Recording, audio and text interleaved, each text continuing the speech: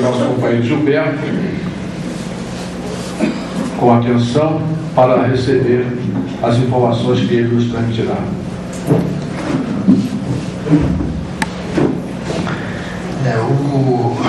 A moça que viria hoje, não consegui contato com ela, estava marcado nem ontem, nem hoje.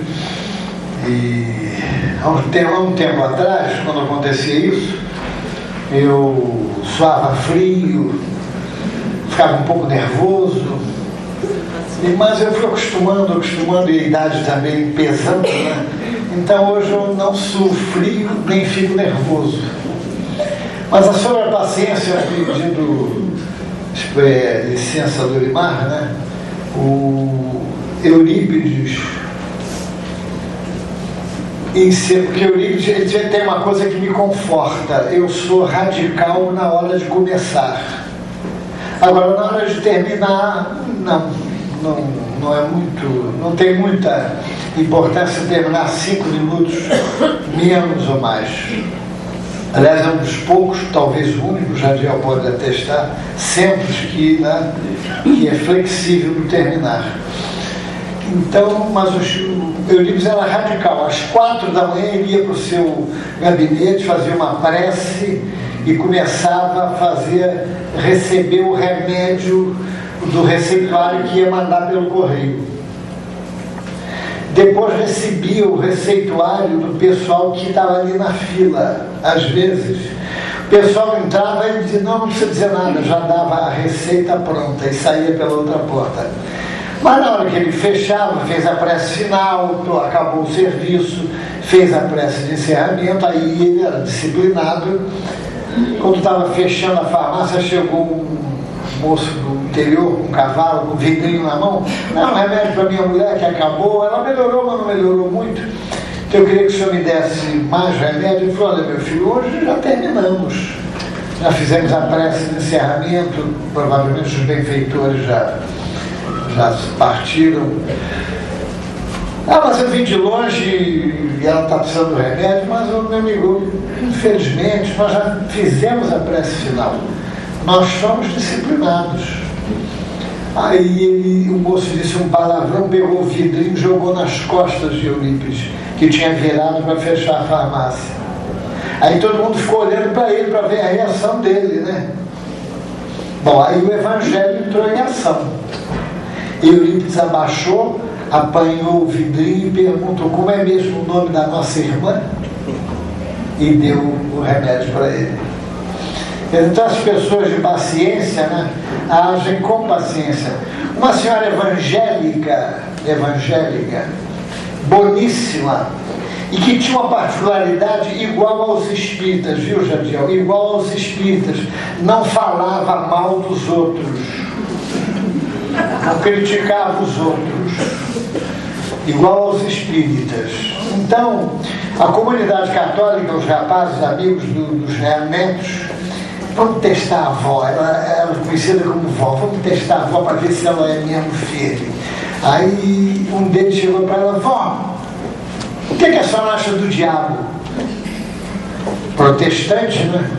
Aí ela olhou, meu filho, quem dera que nós tivéssemos a perseverança dele. Bom, nós vamos falar, esquecer o tema da noite, que é o outro companheiro fará, que é do capítulo 5 do Evangelho.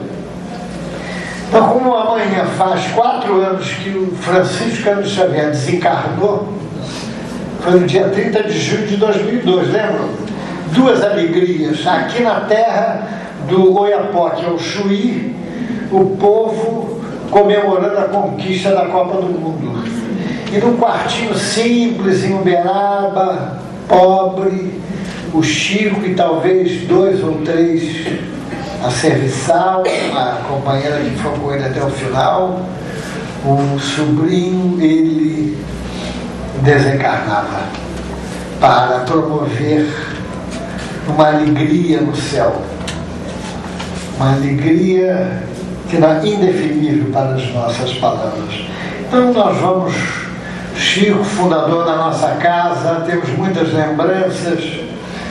Então nós vamos falar um pouco sobre a poesia mediúnica do nosso Chico, para a gente ter uma ideia do vigor, da autenticidade, da alta qualidade mediúnica do nosso Chico.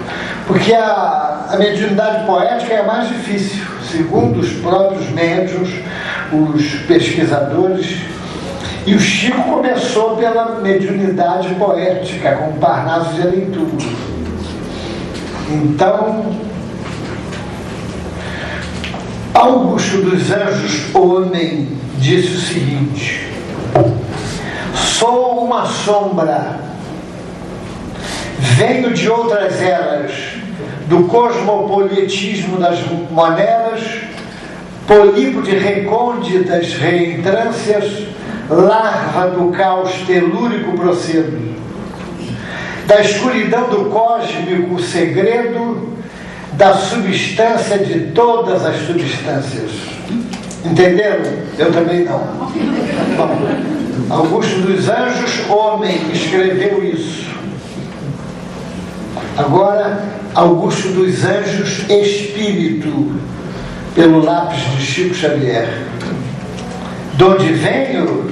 Das eras remotíssimas, das substâncias elementaríssimas, emergido das cósmicas matérias.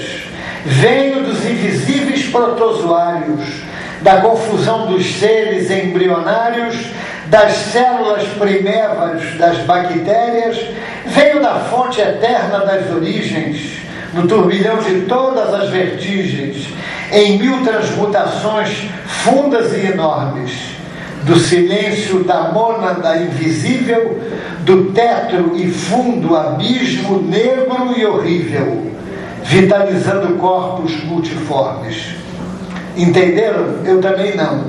Agora, que é Augusto dos Anjos? Tem o selo, né? O estilo. Diz que o estilo é o homem, diz o filósofo. Então, quem é que pode dizer... Olha o problema que o Chico criou um problema na cabeça dos espíritas e um problema na cabeça dos não espíritas.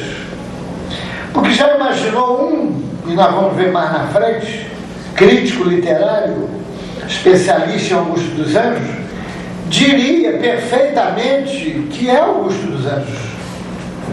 Aliás, eu conheci um rapaz que tinha quase que todo decorado Eu e Outras Poesias, que é um livro de Augusto dos Anjos, dessa grossura, com todas as poesias dele. Então, eu trabalhei com ele um tempo. Então, quando ele estava irritado, e constantemente ele estava irritado, ele subia na mesa e declamava Augusto dos Anjos, várias poesias. Então, um dia eu dei uma psicografada para ele declamar. Ele olhou, declamou e disse: essa eu não tenho, você apanhou onde? Quer dizer, não pode... Quando eu disse que era psicografia, ele arregalou o olho, aí eu dei o Parnaso de Alentulo a ele. Eu acho hoje que ele é espírita. Então, o selo, o estilo é o homem, né? Quer dizer, então a linguagem dos espíritos, conforme diz Kardec, é a carteira de identidade dos espíritos.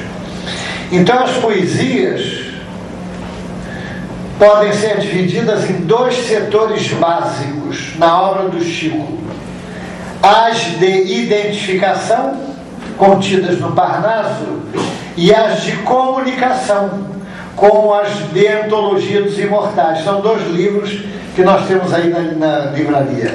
Poetas Redivivos, também outro livro. Por que de identificação o Parnaso? Para chamar a atenção, para vibrar no mundo literário poético, então tinha que ter um selo de autenticação. Não, esse é Augusto dos Anjos.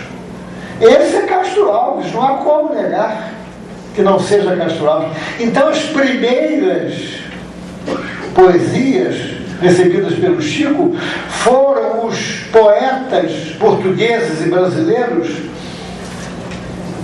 cantando o quê? A imortalidade. gritando a continuidade da vida e que eles estavam de volta. Então este foi o selo primeiro de autenticação da obra poética do nosso Chico Xavier.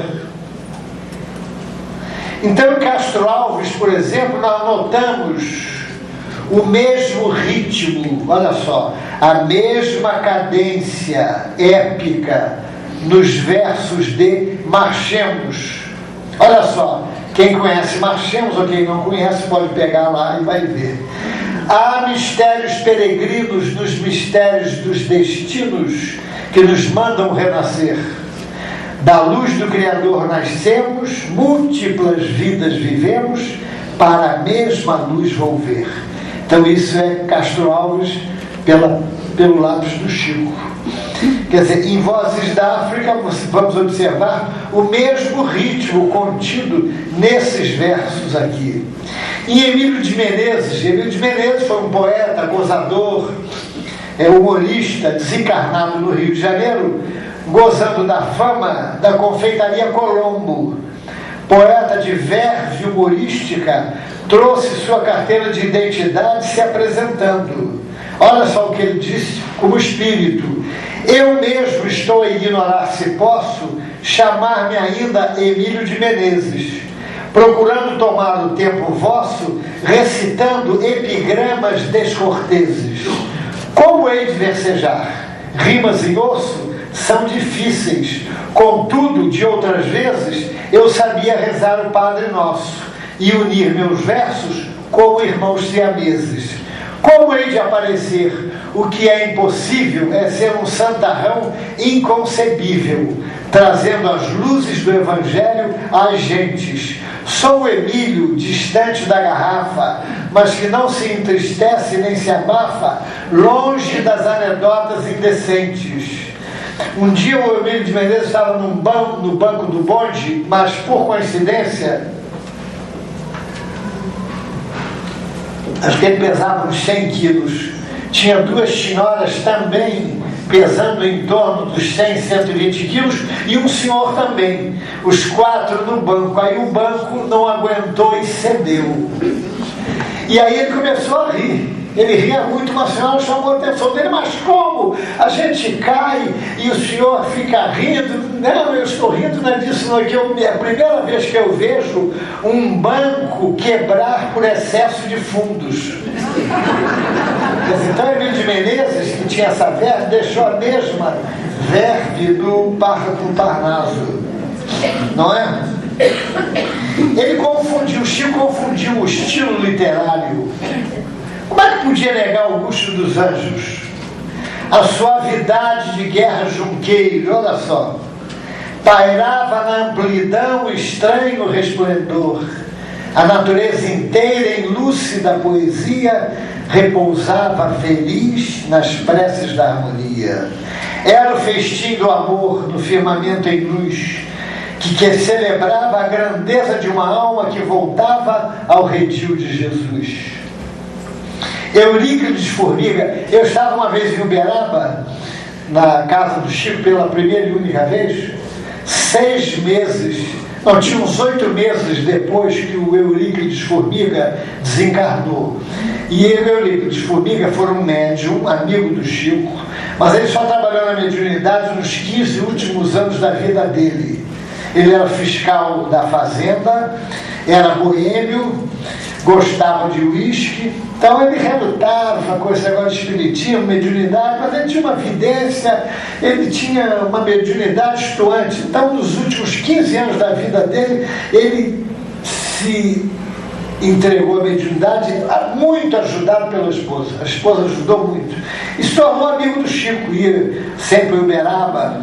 E nesses 15 anos ele recebia muita mensagem de jovens, no centro dele em São Paulo, Centro Espírita Perseverança, um público de 500, 700 pessoas.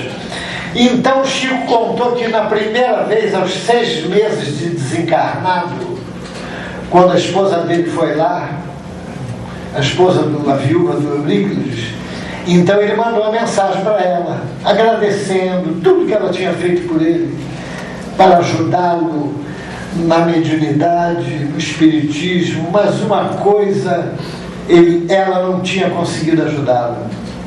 Foi um problema dele com as mulheres.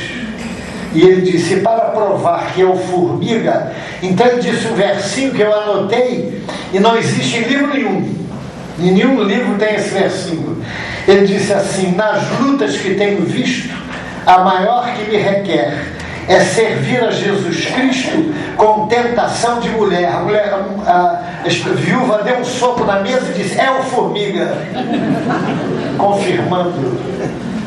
Então, essa era a pena de Chico Xavier.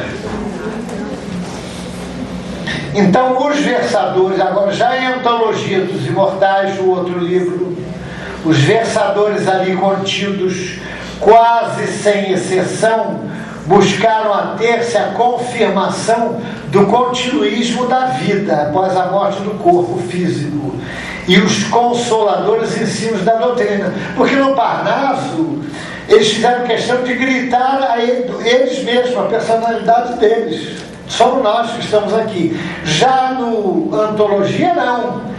A personalidade dos poetas ficou em segundo plano e o continuismo da vida, a autenticidade, a imortalidade falou mais alto, não é? Antero de Quental, poeta português, suicidou-se.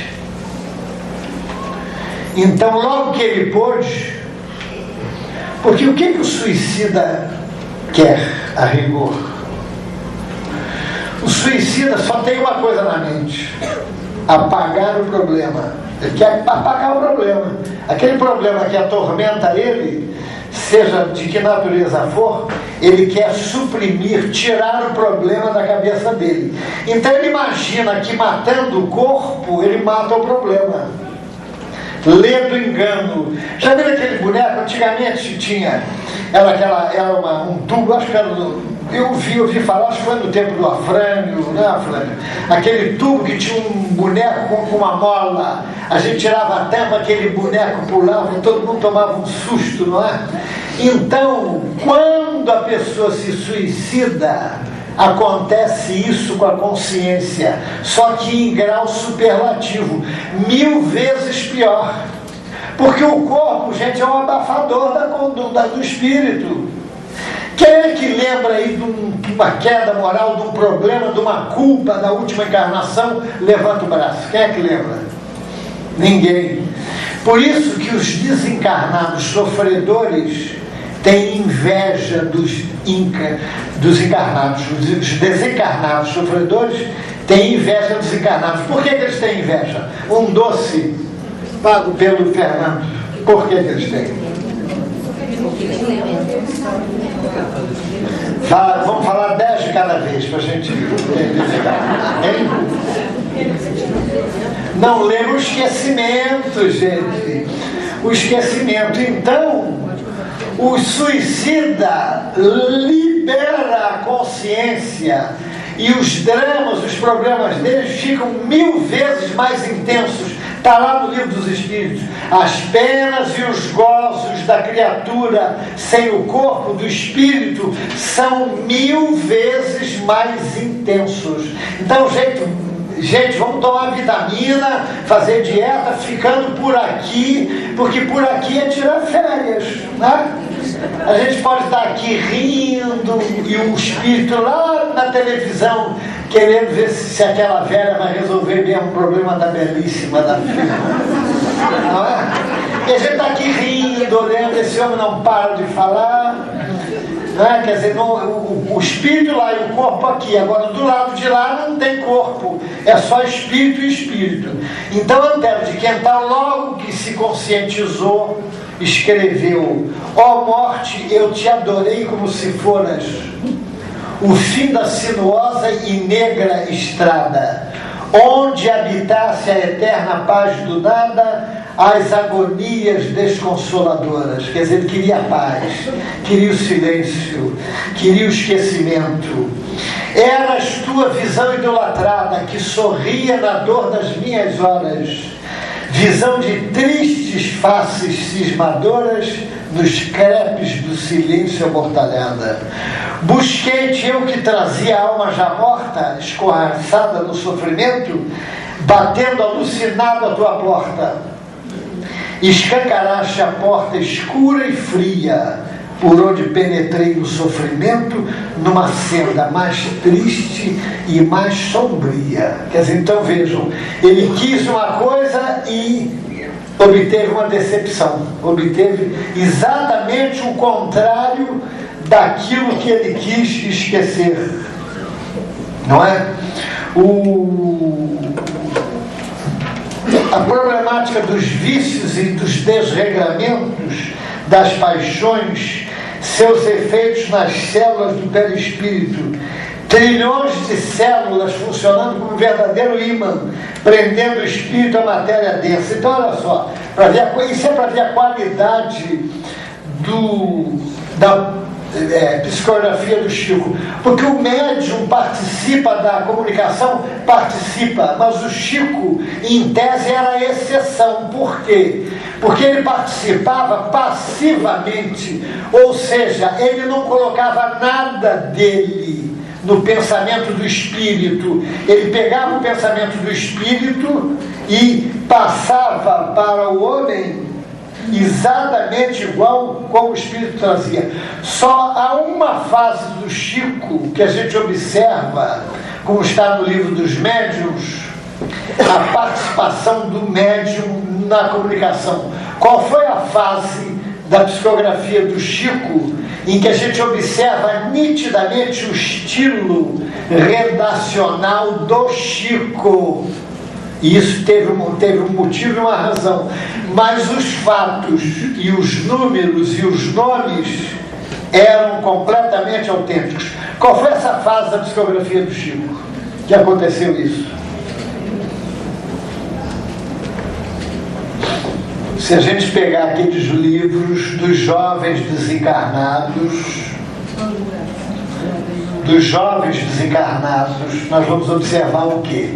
Que o Chico recebeu muitos. Tem Falou e Disse, Jair Presente, e outros coletados pelo Elias Barbosa. Porque os espíritos que traziam as mensagens não tinham condições técnicas ainda de eles mesmos pegarem a mão do Chico e darem a comunicação. Então eles eram ajudados. Muitos deles, doutor Bezerra pegava a mão do espírito como se fosse ensinar o beabá. Um dia o Chico estava psicografando um jovem que tinha suicidado, e a moça que estava olhando viu e sabia que a mensagem, porque elas iam lá muitas vezes, repetiam, era do filho da mãe que estava do outro lado, da mulher que estava do outro lado. Aí fez sinal dizendo que era o filho dela. Aí ela começou a chorar, a gritar. Aí o Chico disse para Emmanuel que o braço começou a pesar muito, a pesar e a doer, e que ele ia parar de fazer comunicação porque ele não aguentava. E o espírito do garoto ficou também em desespero por ver o choro da mãe. Então Emmanuel perguntou: escuta, como você não pare de psicografar. Quando você come o garfo pesa? Não. Então você continue psicografando. Porque a mãe dele precisa ouvir esta mensagem para não suicidar-se. Quer dizer, então, gente, ali você nota, peguem esses livros, deve ter vários na livraria aí, desses jovens desencarnados. Você nota nitidamente redação muito parecida com o estilo do Chico. Mas por que ele fazia isso? Para ajudar o espírito.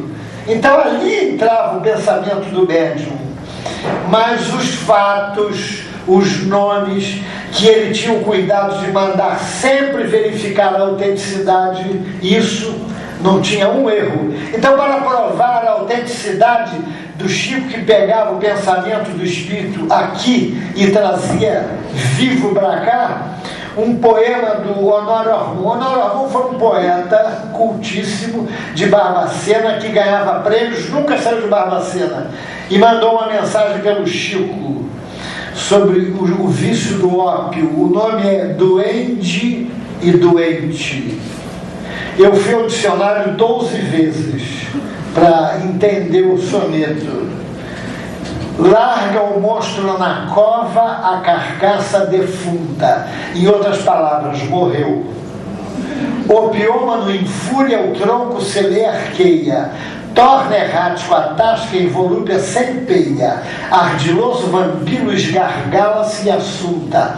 Ópio, ópio, ninguém lhe retorque a pergunta. Nisso vê jovem mulher descuidada sereia, enrosca-se-lhe ao corpo a infeliz cambaleia, presa ao halo do algoz, treme e se desconjunta.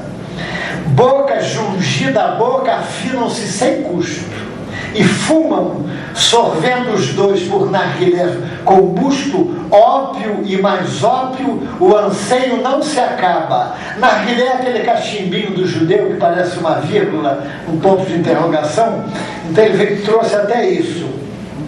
Zonzo, trasgo, medonho, estira-se na peça, e envolvida por ele, a moçoila possessa, convulsa-se no piso e ensopa-se de baba. Então, gente, tirar uma poesia dessa, durante ali a hora do passe, a luz apagada, o lápis correndo célere, isso tem que ter um lastro, uma bagagem espiritual, não é? Uma vez nós estávamos em Uberaba, quando um pai extremado trouxe a filhinha tetraplégica, loura, um rosto lindo, olhos azuis. Ela beijava o pai beijava a menina. Ele viajou léguas e léguas para saber o porquê daquele drama, já que ele amava tanto aquela filha. E o pessoal ficou até emocionado. Foi um dia de chuva, tinha pouca gente. Quando terminou a reunião, Silva Ramos, que foi um professor de português da Academia Brasileira de Letras aqui do Colégio Pedro II, explicou a raiz, a origem daquele drama, numa poesia chamada Revisão. Nunca te esquecerei, espere-me, querida, disse o guerreiro audaz à jovem loura e bela. Quantas juras de amor o tempo desmantela, ele que sofre ao longe, ele se casa e ouvida. Mata-se a noiva triste ao saber-se esquecida, suporta no além a mágoa a que se atrela. Nada ouve nem vê, a dor é sentinela que lhe renova o ser, restaurando-lhe a vida. Desencarnado um dia o castelão de outrora, descobre a noiva em treva, arrepende-se e chora, quer dar-lhe um novo berço a refazer nos passos.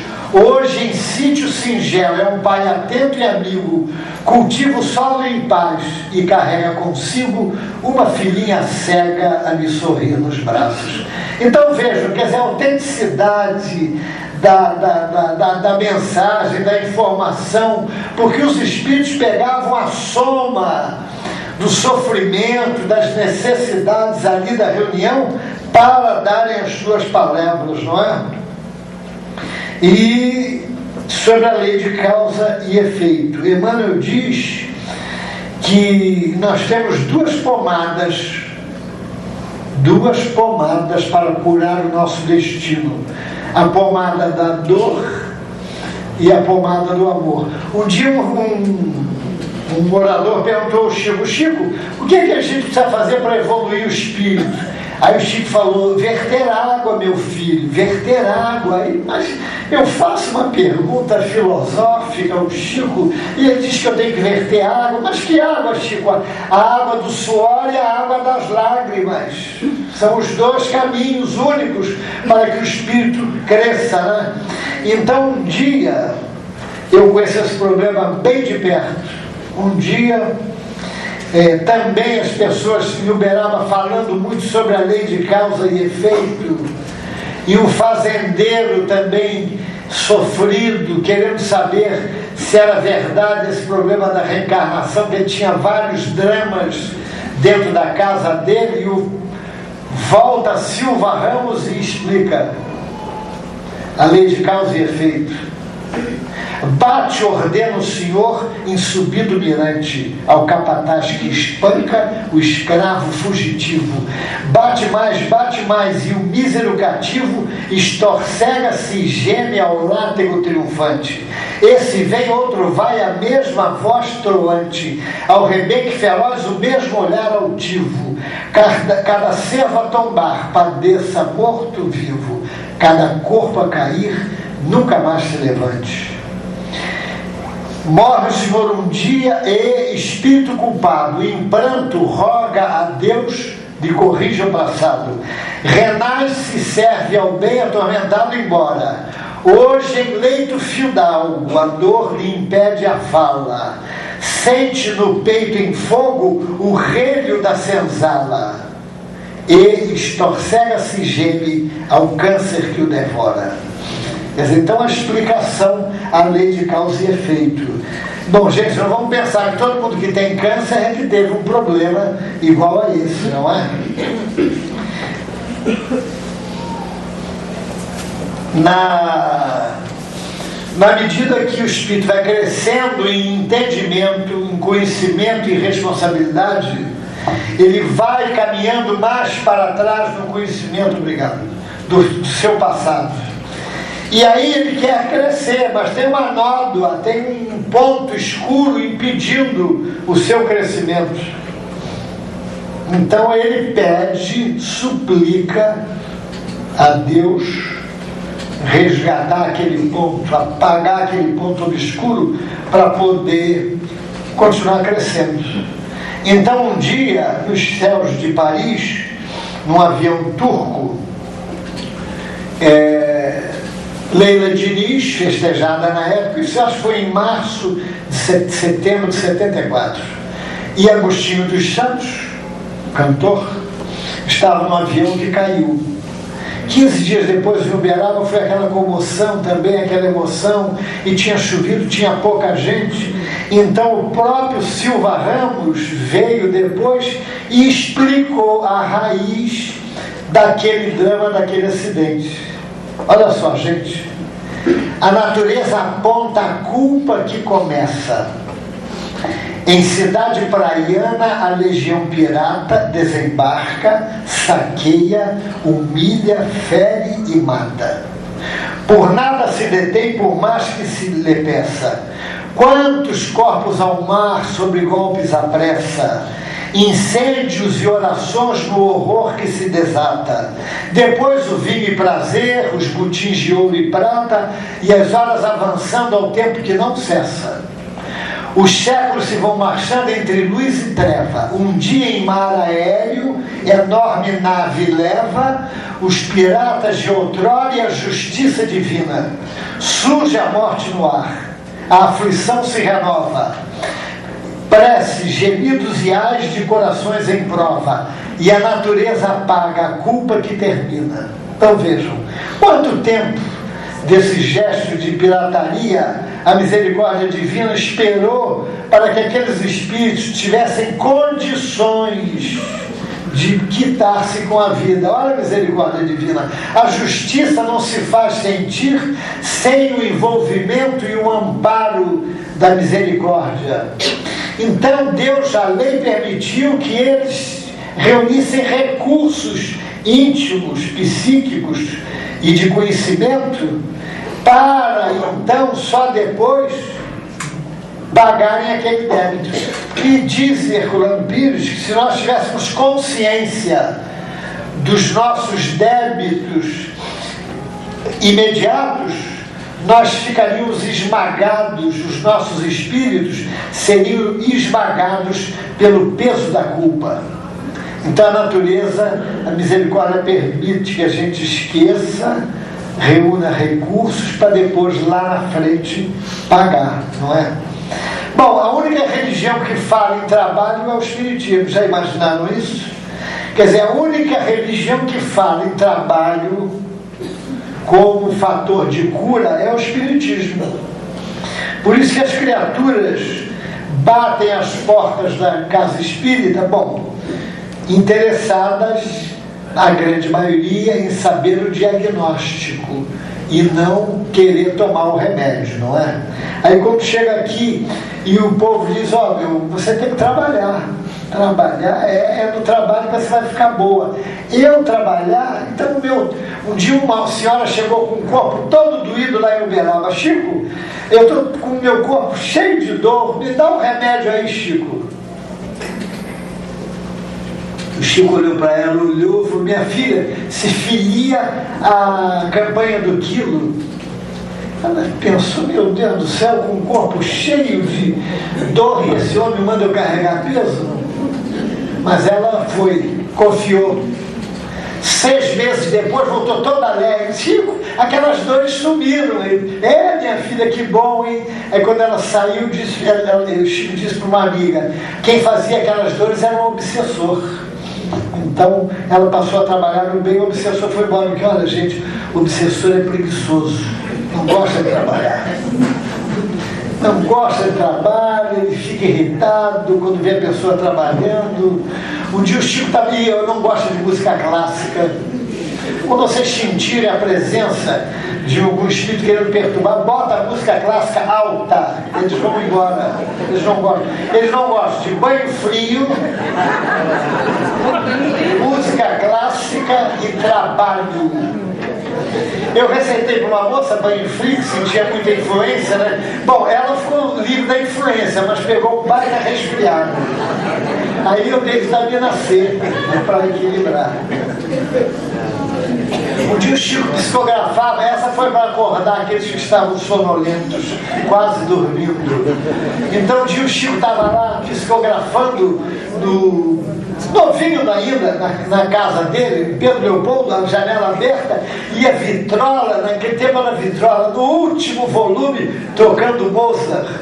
E um amigo, o Chico ia psicografando, até que ele entrou, o Chico, pô, não entendo, você psicografando a música nessa altura, não. É que tinha uns obsessores aqui rondando, e Emmanuel mandou botar a música clássica bem alta, olha lá, tá tudo do outro lado da calçada, com a maior cara feia.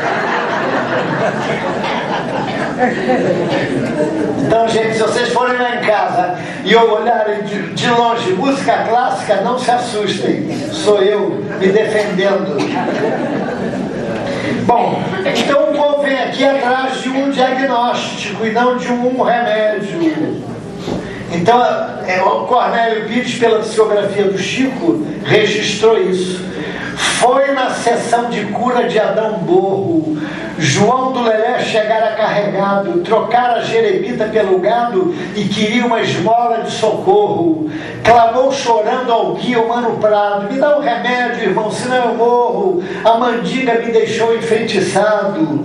O guia respondeu na sala escura, eu tenho teu remédio, João, procura quando a casa estiver de luz acesa. Veio a peça final, tudo já pronto, e João encontrou entre um susto e um desaponto uma enxada tinindo sobre a mesa. Era o remédio dele. Porque a maioria diz amanhã, né? Já imaginaram, com dinheiro no bolso, família serenada, não é? Quer dizer, tudo funcionando bem, um bom emprego, a pessoa vai tirar 2 horas, 3 horas por semana, por dia, para tratar de coisa espiritual? Não vai. Via de regra não vai, é muito difícil. Então tem que vir a dor. O Manuel Franco dizia que um dos grandes amigos do espiritismo é o obsessor, que faz o povo correr para os centros espíritas. E aqui, porque o obsessor tem 2 opções: ou ele adere, ou ele vai bater em outra freguesia, se a pessoa ficar firme aqui, né? Não é? Bom, então, gente, caminhando para o fim, muitas mães, o maior sentimento, o Chico diz que Deus tem, mulher e Deus é um segredo, existe uma confidência, um segredo entre mulher e Deus. Porque as mulheres, em termos de crescimento de sentimento, estão na frente do homem, né? Quer dizer, as mães, Como disse o poeta, Deus fez a primeira mãe, só de amor ela foi feita. Quis fazer o homem igual, não mais achou a receita. Então, mas umas às vezes extrapolam, não é? Quer dizer, aquele amor possessivo, cego, não é? Como disse a outra, erro de filho irrefletido, coisa à toa, mas aos erros do marido a mulher jamais perdoa, não é, Jorge? Então, Andradina de Oliveira, no plano espiritual pelo Chico, lamentou esse amor exclusivista, possessivo. Dei-te um berço de renda e de flores, guardei-te por excelso nume e amigo, adorei-te por nume excelso e amigo, e inclinei-te, meu filho, a ser comigo o soberano dos sonhos tentadores. Ordenava no orgulho que maldigo, não te curves nem sirvas aonde fores. Entreguei-te mentira por louvores e enganosa fortuna por abrigo. Hoje, de alma surpresa, torno a casa e tremo ao ver-te no luxo que te arrasa, como quem dorme em trágico veneno. E choro, filho meu, choro vencida, por guardar-te entre os grandes toda a vida, sem jamais ensinar-te a ser pequeno. Bom, caminhando para o fim, uma frase que muita gente gosta de ouvir. Oh, que frase boa, está terminando. Tinha uma senhora rica aqui em Uberaba, antes de ir em Uberaba, ela ia no mausoléu do filho, aqui no São João Batista, enfeitava, botava mármore custoso e crescia, e toda semana ia lá, e a saudade aumentando e cada vez aumentando mais, e ela ia em Uberaba, nada de mensagem, até que um dia a saudade apertou mais, ela saiu do São João Batista, pegou um avião e foi a Uberaba. Aí o filho respondeu: súplica de filho, não me procures, mãe, sob o jazigo que recobres de joias e açucenas.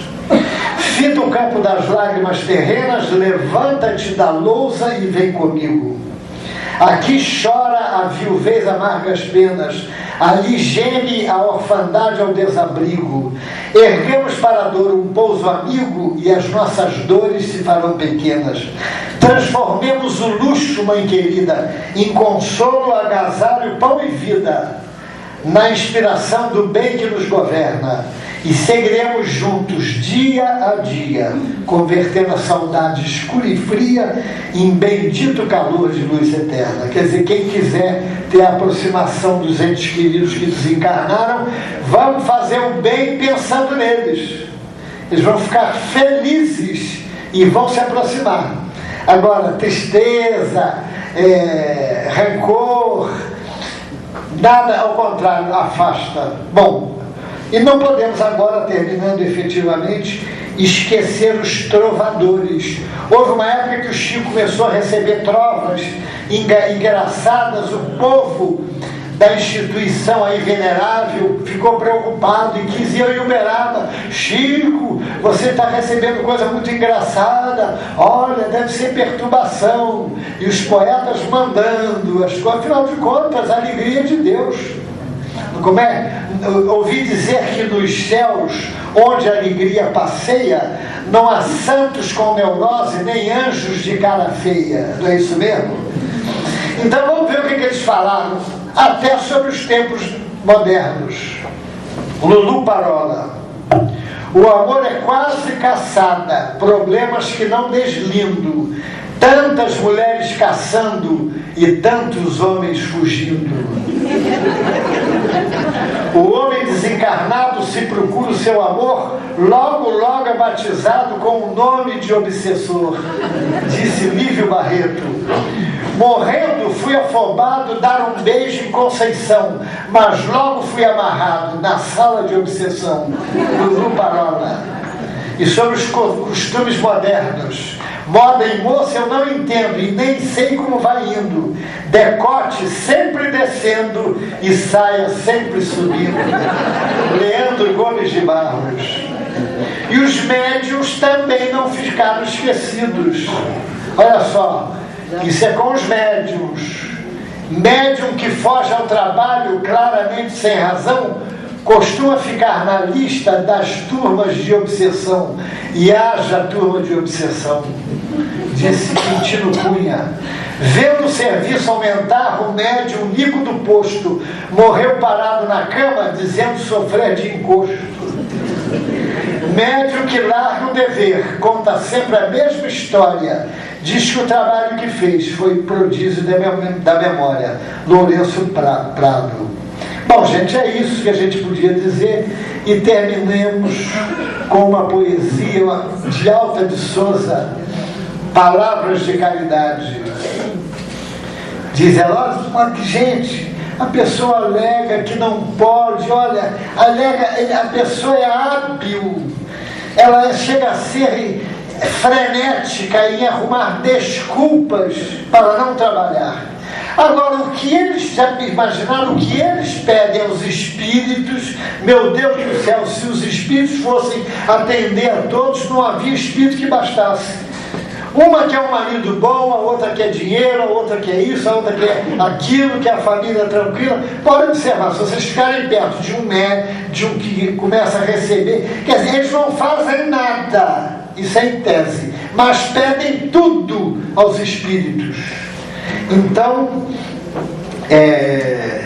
a gente pode fazer tanta coisinha boa. Um amigo com 70 anos de idade, já falei isso, entrou no centro, primeiro dia, inauguração, cumprimentou a presidente do centro, dirigiu-se ao salão, cadeiras desalinhadas, não veio perguntar se podia arrumou as cadeiras, e até hoje, isso é quando ele tinha 70 anos, hoje tem 85, há 15 anos ele faz isso, ele alinha as cadeiras e é o último a sair, para fechar as portas, as janelas e apagar as luzes. Já encontramos muitas vezes aqui, salas abertas, ventilador ligado e luz acesa. Quer dizer, então, são pouquíssimas coisas, gente, que a gente pode fazer. Olha só, como disse Alta de Souza, palavras de caridade, o apoio, a simpatia, uma oração apenas, carregada de fé na bondade divina, a bênção do sorriso, a página que ensina a vencer o amargor das lágrimas terrenas, o minuto de paz, o auxílio que armazenas na supressão do mal, ao trabalho em surdina, o bilhete fraterno, uma flor pequenina, o socorro, a brandura, as palavras serenas, a esmola, a roupa usada, o copo de água fria, o pão, o entendimento, um raio de alegria, um fio de esperança, a atitude sincera, da migalha mais pobre à dádiva mais rica,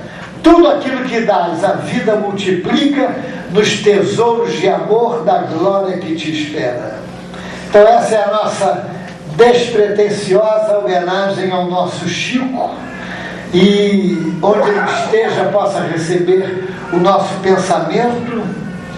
Um dia ele estava no cemitério, porque o Chico costumava ir no cemitério meditar, porque com os mortos ele se dava muito bem, e ele tinha dificuldade com os vivos. Então o coveiro sabia, botava até uma cadeirinha para ele sentar ali. Então ele está lá meditando, quando veio o espírito de Dona Ana, que ele atendia naquelas peregrinações de sábado, e fizeram até uma amizade com Dona Ana. E então eles se abraçaram, Dona Ana contou das suas atividades novas, ela estava desencarnada, ajudava o marido também desencarnado e ao filho, que tinham lutas para entender a nova situação. Então, quando Dona Ana foi embora, o Chico instintivamente colocou a mão no bolso do paletó para dar uma nota a dona Ana, como fazia todos os sábados discretamente na peregrinação. Ele pegava uma cédula financeira, dobrava discretamente, colocava na mão e cumprimentava a dona Ana, deixava o óbolo e dona Ana ia embora. Então ele instintivamente fez isso para deixar algum dinheiro para a dona Ana quando ele se deu conta de que ela não precisava mais daquele benefício. Viu dona Ana subir, confundir-se no horizonte. Quando ele olhou, na palma da mão onde ele colocava o dinheiro, um pingo de luz materializado que ficou por uma semana ali. Foi a expressão, naturalmente, o jeito que dona Ana encontrou de agradecer ao Chico aquele auxílio. Então, gente, todos nós podemos vestir o nosso perispírito de pingos de luz. Só depende de nós. Então, encerrando, o lavrador da vinha retornava de um dia de muito trabalho, quando viu o senhor da vida numa carruagem toda ornamentada de ouro, e viu a carruagem parar, a porta abrir-se, o senhor da vida desceu e pediu algo do trabalho, do dia de trabalho daquele homem. Ele, muito surpreso, abriu o alforje, tirou 1 grão de trigo e entregou ao senhor da vida, que olhou, agradeceu e foi-se. Quando a carruagem subia no horizonte, o lavrador olhou e no lugar do trigo, uma pepita de ouro brilhando. Então ele disse: puxa vida, que louco que eu fui, por que não dei tudo que tinha ao Senhor da vida? Muita paz.